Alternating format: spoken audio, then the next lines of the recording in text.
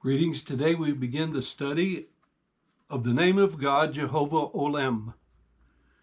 The text is from Genesis 21, verses 22 through 33, and Jehovah Olam translates the everlasting God. And it came to pass at that time that Abimelech and Phicol, the chief captain of his host, spake unto Abraham, saying, God is with thee in all that thou doest. Now therefore swear unto me here by God that thou wilt not deal falsely with me, nor with my son, nor with my son's son. But according to the kindness that I have done unto thee, shalt thou do unto me, and to the land wherein thou hast sojourned. And Abraham said, I will swear. And Abraham reproved Abimelech because of the well of water which Abimelech's servants had violently taken away. And Abimelech said, I knew not who hath done this thing, neither didst thou tell me, neither yet heard I of it but today. And Abraham took sheep and oxen and gave them unto Abimelech, and both of them made a covenant. And Abraham set 7 ewe lambs of the flock by themselves. And Abimelech said unto Abraham, What mean these 7 ewe lambs which thou hast set by themselves? And he said, For by these 7 ewe lambs shalt thou take of my hand, that they may be a witness unto me that I have digged this well. Wherefore he called that place Beersheba, because they swear both of them. Thus they made a covenant at Beersheba.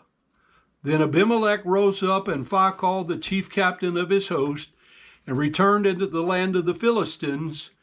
And Abraham planted a grove in Beersheba, and called there on the name of the Lord, the everlasting God. I think first of all we need to consider the timeline of this nation's name's revelation.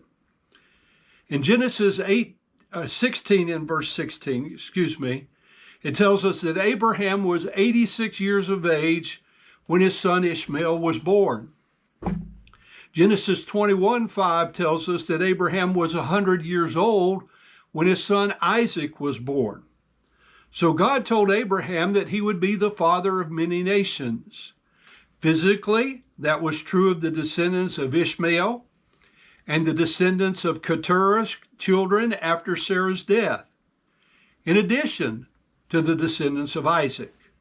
We have previously mentioned that Abraham and Sarah schemed to help God fulfill his promise to them by using Hagar as a surrogate to give Abraham a son named Ishmael. In Genesis 21, verses 8 through 21, which we did not read, we find the story of Hagar and Ishmael's expulsion from the household of Abraham and Sarah. It speaks of God's concern and care for them for Abraham's sake. Traditionally, Isaac would have been 2 to 3 years of age when he was, quote, weaned from his mother's milk. If that's true, then Ishmael would be about 16 or 17 years of age at this time.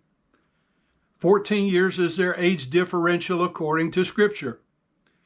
Now, you and I probably have never met a 17-year-old who would make fun of a 3-year-old about anything, have we?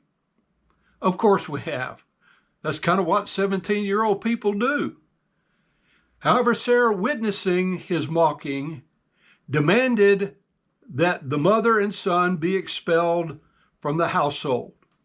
Abraham, after receiving instructions from God, complied.